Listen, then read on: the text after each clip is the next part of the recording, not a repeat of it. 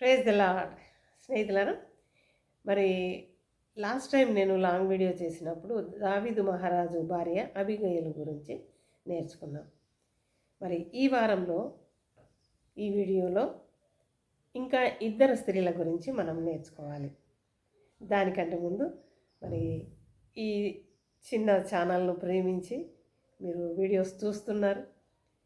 అంత మాత్రమే కాదు, మరి ఆత్మీయ సహోదరులు చక్కగా కామెంట్స్ చేస్తూ నన్ను ప్రోత్సాహపరుస్తున్నారు. మరి దీన్ని బట్టి మీ అందరికీ నా హృదయపూర్వకమైన వందనాలు చెల్లించుకుంటున్నాను. దేవుడు మిమ్మల్ని మీ కుటుంబాలను తన సమృద్ధిలో జ్ఞాపకం చేసుకోవాలని ఆయన సన్నిధిలో మొరపెట్టుకుంటున్నాను. దేవుని బిడ్డలారా, మరి ఇంకా రాబోయే ఛానల్స్ను కూడా మీరు ఈ విధంగానే ప్రోత్సహిస్తారని ఆశిస్తున్నాను. ఇంకా కొత్తగా ఎవరైనా చూస్తున్నట్లయితే దయచేసి వాక్యం వినండి, బలపడండి, మరి సబ్స్క్రైబ్ చేస్తూ మరి మీతోటి వారిని ఇంకా ప్రోత్సహించే ఆ గుంపులో మీరు ఉండాలని నేను కోరుకుంటున్నాను. దేవుని బిడ్డలారా, అదేవిధంగా లైక్ చేయండి, షేర్ చేయండి. ఓకేనా? మరి వాక్యంలోనికి వెళ్దామా? రూతు గ్రంథం 1వ అధ్యాయంలోనికి వెళ్దాం మనం. అక్కడ బెత్లెహేమీయుడైన ఎలీమెలెకు అక్కడ కరువు వచ్చిన విషయాన్ని బట్టి తన భార్యను, ఇద్దరు కుమారులను తీసుకొని మోయాబు దేశానికి, మోయాబు ప్రాంతానికి కొంతకాలం అక్కడ వలస వెళ్ళడం అంటారు కదా, అలా తన భార్య, ఇద్దరు కుమారులను తీసుకొని వెళ్తాడు. భార్య పేరు నయోమి. మరి అక్కడ వెళ్ళిన తర్వాత మరి అక్కడి స్త్రీలనే కుమారులు వివాహం చేసుకోవడం జరుగుతుంది. వివాహం అయితే అవుతుంది, కానీ వారికి పిల్లలు కలగరు. కొంతకాలానికి ఎలీమెలెకు చనిపోవడం జరుగుతుంది. అక్కడే ఆ కొంతకాలానికి ఆ ఇద్దరు కుమారులు కూడా ఒకరి తర్వాత ఒకరు చనిపోవడం జరుగుతుంది. ఎంత ఆయాసకరమైన విషయం కదా దేవుని బిడ్డలారా. ఏ కారణాన్ని బట్టి వాళ్ళు వెళ్ళారు, అక్కడ జరిగింది ఏంటి? మరి నయోమి ఎంతో గాయపడి ఉండొచ్చు. అయితే ఇక్కడ నయోమి ఆలోచించింది, ఇంక ఇక్కడ నేను నా భర్త పిల్లలతో నేను వచ్చాను, వాళ్ళే లేరు, నేను ఇక్కడ ఉండి ఏం చేయాలి? అంతా క్రొత్త వాళ్ళే, నా వారైతే ఇక్కడ కాదు, కనుక నా ప్రాంతానికి నేను వెళ్ళడమే మంచిది అని ఆలోచించి తన ఇద్దరు కోడళ్ళను పిలుచుకొని వారికి చెప్పినప్పుడు వెళ్దామని వాళ్ళు కూడా తయారవుతారు. మంచి కోడళ్ళే, వాళ్ళు కూడా తయారవుతారు.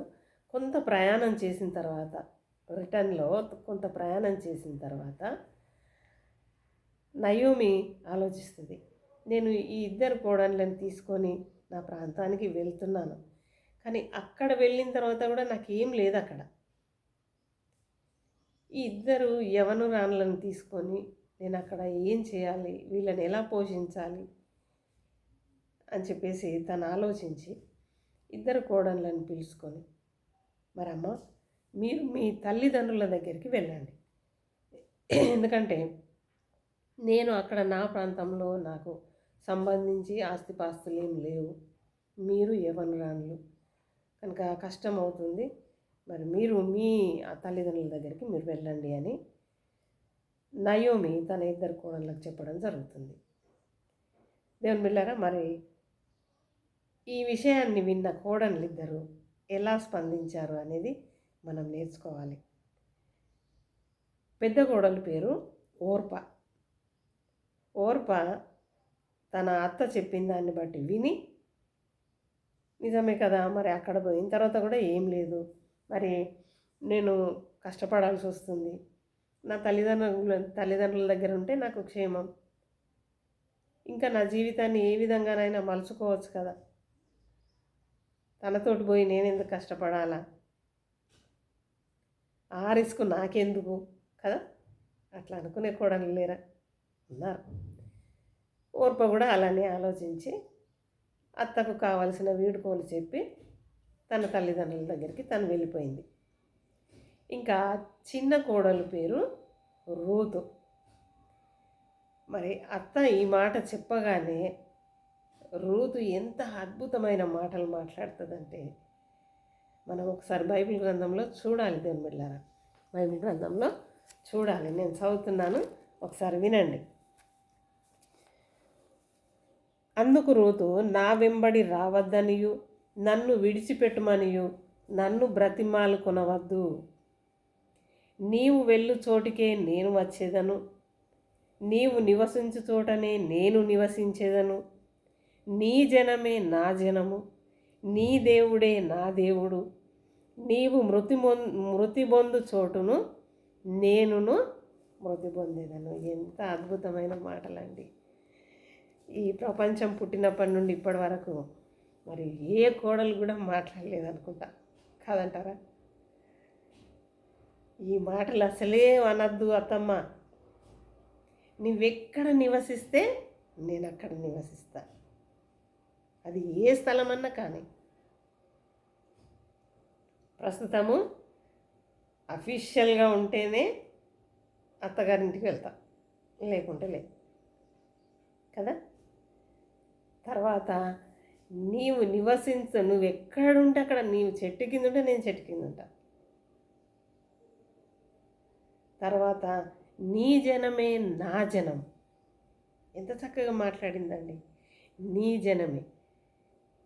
ఎంతమంది లేరు అత్తగారి కుటుంబాన్ని చాలా చీపుగా అంచనా వేసి, అసలు వాళ్ళ ఫ్యామిలీలో ఎవరి మ్యాటర్ వచ్చినా చీపుగా మాట్లాడడం కదా. ఇక్కడ కోడలు రాయల్ ఫ్యామిలీ నుండి వచ్చింది, అత్తగారి ఫ్యామిలీని చాలా చీపుగా మాట్లాడతారు. మీరు బాధపడ్డా నాకేం పర్వాలేదు, కానీ ప్రస్తుత కాలంలో ఇలాంటి సంఘటనలు జరుగుతున్నాయి కాబట్టి నేను అంటున్నాను దేవుని బిడ్డలారా. అత్తగారి ఫ్యామిలీలో ఎవరినైనా, మామగారి ఫ్యామిలీలో ఎవరినైనా చీపుగా లెక్క కట్టడం. ఆయన ఇంతే కదా, ఆమె ఇంతే కదా, వాళ్ళు వేస్ట్ కదా కదా, ఇలాంటి మాటలు మాట్లాడుతున్నారు దేవుని బిడ్డలారా. అయితే ఇక్కడ రూతమ్మ, నీ జనమే నా జనం, వాళ్ళు ఎవరన్నా కానీ నా మనుషులు వాళ్ళు. చూడండి ఎంత చక్కగా రిసీవ్ చేసుకుంటుంది. అదేవిధంగా దేవుని బిడ్డలారా, నీ దేవుడే నా దేవుడు. ఎందుకంటే మోయాబు అన్య ప్రాంతం దాదాపు, కాబట్టి నీవు ఏ దేవుణ్ణి పూజిస్తే నేను ఆ దేవుణ్ణే పూజిస్తా. తర్వాత ఇంకా బ్రహ్మాండమైన మాట, నీవెక్కడ మృతి పొందితే నేను అక్కడ మృతి పొంది. అంటే నీవెక్కడ చనిపోతే నా చావు కూడా అక్కడనే. ఆహా, ఎంత చక్కగా మాట్లాడిందండి. సృష్టి ఆరంభం నుండి ఇప్పటి వరకు ఇంత గొప్ప మాటలు మరి ఎవరైనా మాట్లాడారో లేదో తెలియదు, కానీ ఒకవేళ ఇలాంటి కోడళ్ళు ఉంటే మాత్రం నిజంగా దేవానికి స్తోత్రం. మరి దేవుని బిడ్డలారా, నీవెక్కడ నివసిస్తే అక్కడ నేను నివసిస్తా.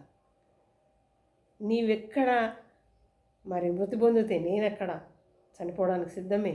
నీ దేవుడే నా దేవుడు, నీ చుట్టరికమే నా చుట్టరికము. చూడండి ఎంత ఆశీర్వాదకరమైన మాటలు ఈ అమ్మాయి మాట్లాడింది. ఇలాంటి తత్వము మనలో ఉందా దేవుని బిడ్డలారా? ఒకసారి ఆలోచించుకుందాం. అయితే ఇక్కడ మనం నేర్చుకోవాల్సింది ముఖ్యంగా, వివాహమైన తర్వాత ఒక స్త్రీ ఎవరిని ఆనుకొని జీవించాలి? అత్తగారి కుటుంబాన్ని ఆనుకొని జీవించాలి. మరి ఎంతమంది అత్తగారి ఫ్యామిలీని ఆనుకొని ఉంటున్నారో, ఎంతమంది వేరే వేరే ఆప్షన్స్ చూసుకొని కదా. ఎన్ని సాకులు లేవు, ఉద్యోగాలు, ఇంకా అత్తగారి ఇల్లు సరిగా లేదు, వాళ్ళ ఇల్లు గూడిసే, నేను ఉండలేను అందులో కదా, ఎన్నో కారణాలు ఇవన్నీ పెట్టుకొని వేరేగా ఉండేవాళ్ళు ఉన్నారు కదా. అయితే దేవుని బిడ్డలారా, మరి ఇక్కడ రూతమ్మ చూడండి, నువ్వెక్కడుంటే అక్కడ ఉంటా, నువ్వెక్కడ నివసిస్తే అక్కడ నేను ఉంటా. ఒకసారి ఆలోచించుకుందాం దేవుని బిడ్డలారా.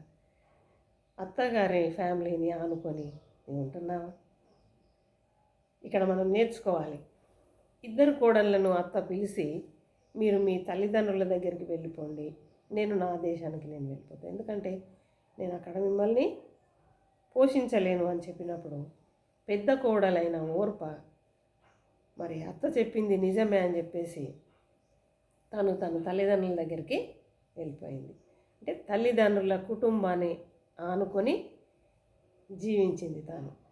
ఇక్కడ రూతమ్మ ఏ కష్టం అన్నా కానీ, ఏ నష్టం అన్నా కానీ, నా అత్తగారిని ఆనుకొని, అత్తగారి కుటుంబాన్ని ఆనుకొని నేను ఉంటాను అని చెప్పేసి తల్లిదండ్రుల ఆ స్థలాన్ని వారందరినీ వదులుకొని తన అత్తతో, బీద పరిస్థితి, అలాంటి స్థితిలో తన అత్తతో తను రావడం జరిగింది. అక్కడ నయోమి ఈ మాటలు అనగానే ఇంకేం మాట్లాడలేకపోయింది. కోడలకు మళ్ళీ జవాబు ఇవ్వలేకపోయింది. ఇంకా ఆ కోడలను తీసుకొని బెత్లెహేముకు రావడం జరిగింది. మరి ఇక్కడికి వచ్చిన తర్వాత కూడా వీళ్ళ పరిస్థితి ఏంటి అంటే, పరిగ ఏరుకొని బ్రతికిందంట. పరిగ అంటే దాదాపు, అంటే కొంతమందికి అయితే అవగాహన ఉంటుంది. క్లియర్గా చెప్పాలంటే ఒక కూలి పనిలాగా, కూలి పని చేసి తన అత్తను పోషించుకున్నది రూతమ్మ. దేవుని బిడ్డలారా, మరి మనలో ఎంతమంది మీ అత్తగారికి కావలసిన వసతులను ఏర్పాటు చేస్తున్నాం? ఇలాంటి మరి పద్ధతులు మనలో ఉన్నాయా? ఒకసారి ఆలోచిద్దాం దేవుని బిడ్డలారా. మరి ఇక్కడ రూతు తన తల్లిదండ్రులను అనుకొని ఓర్ప తన తల్లిదండ్రులను అనుకొని బ్రతకడానికి వెళ్ళింది. కానీ తను మళ్ళీ బైబిల్ గ్రంథంలో కానీ చరిత్రలో కానీ ఎక్కడ కూడా ఓర్ప పేరు వినబడలేదు. ఆమె వంశం ఏమైంది అనేది కూడా లెక్కలో లేదు. కానీ దేవుని బిడ్డలారా, మరి దీన స్థితిలో అత్తకు సహకరించిన కోడలుగా దేవుడు ఆమెను చూసి ఆమెను ఆశీర్వదించి తిరిగి తనకు వివాహ జీవితాన్ని ఇచ్చాడు. అంత మాత్రమే కాదు, మరి తన గర్భంలో నుండి దావీదును దేవుడు ఎన్నుకోవడం జరిగింది. రూతు కుటుంబంలో నుండి మరి దావీదు మహారాజు జన్మించడం జరిగింది. దావీదు వంశంలో నుండి యేసు ప్రభుల వారు జన్మించడం జరిగింది. ఎంత ఆశీర్వాదకరమైన జీవితం, ఎంత చెప్పుకోదగ్గ చరిత్ర రూతమ్మది కాదంటారా? దేవుని బిడ్డలారా, అత్త పరిస్థితిని ప్రేమించింది, గౌరవించింది, మరి అత్తను ఆనుకొని జీవించింది. అత్తగారి యొక్క కుటుంబం అంతటిని తగు విధంగా గౌరవించింది, సన్మానించింది. మరి అత్తగారి కుటుంబాన్ని ఆనుకొని జీవించడాన్ని బట్టి రూతమ్మ చరిత్ర ఎంత గొప్పగా మారిందో చూసాం కదా. యేసయ్య తన కుటుంబంలో జన్మించాడు. మరి తన సొంత నిర్ణయాన్ని తీసుకొని తల్లిదండ్రుల దగ్గర జీవించింది. ఆమె చరిత్రలో లేకుండా కనుమరుగైపోయింది. దేవుని బిడ్డలారా, నేను తల్లిదండ్రులను చూడకూడదు అని నేను అనట్లేదు, చూడాలి. కానీ నీవు వివాహ సమయంలో ఏదైతే ప్రమాణం చేశావో ఆ ప్రమాణ ప్రకారం అత్తగారి కుటుంబాన్ని ఆనుకొని జీవించాలి. అది ఆశీర్వాదం. తల్లిదండ్రులను చూసే విధానంగా వారిని చూడాలి. ఇది మన ధర్మం. మన దేవుని బిడ్డలారా, ఎంత మట్టుకు మీరు మీ అత్తగారిని అనుకొని ఉంటున్నారు? ఒకసారి ఆలోచిద్దాం. విన్నాం కదా, మరి అత్తగారి కుటుంబాన్ని ఆనుకొని ఉండడాన్ని బట్టి మన రాబోయే తరాలలో మన పిల్లలు తరతరాలు ఆశీర్వదించబడతారు. దేవుని బిడ్డలారా, ఇప్పటి వరకు నీవు బాగానే ఉండిండొచ్చు నీ సొంత నిర్ణయాలను బట్టి, కానీ ఓర్పలాగా నీ జీవితం కనుమరుగవుతుంది. నీ పిల్లలు కూడా కనుమరుగు, వాళ్ళు సాటిస్ఫైడ్ లైఫ్లో ఉండరు. అదే నీ దేవుడు నిర్ణయించిన విధంగా నీ అత్తగారిని నీవు ఆనుకొని ఉన్నట్లయితే రూతమ్మ చరిత్రలాగా నీ తరతరాలు ఆశీర్వదించబడిన స్థితిలో ఉంటాయి. ఆలోచించుకుందాం, మరి ఎటువంటి స్థితిలో మనం ఉండాలి ధ్యానం చేద్దాం దేవుని బిడ్డలారా. మరి ఇప్పటికైనా దేవుని సన్నిధిలో మోకరించి, ప్రభువా నీకు ఇష్టమైన విధానం రూతమ్మ జీవితం, అలా నేను కూడా ఉండడానికి నన్ను సిద్ధపరచు, నన్ను బలపరచు. నా అత్తగారి కుటుంబాన్ని నేను ఆనుకొని ఉంటాను ప్రభువా అని ఆయన సన్నిధిలో ఒప్పుకుందామా? ఆ ప్రకారం జీవిద్దామా? అట్టి ఆశీర్వాదాన్ని మనం పొందుకుందామా? అట్టి కృపలో దేవుడు మనల్ని నడిపించును గాక. ఆమేన్, ఆమేన్.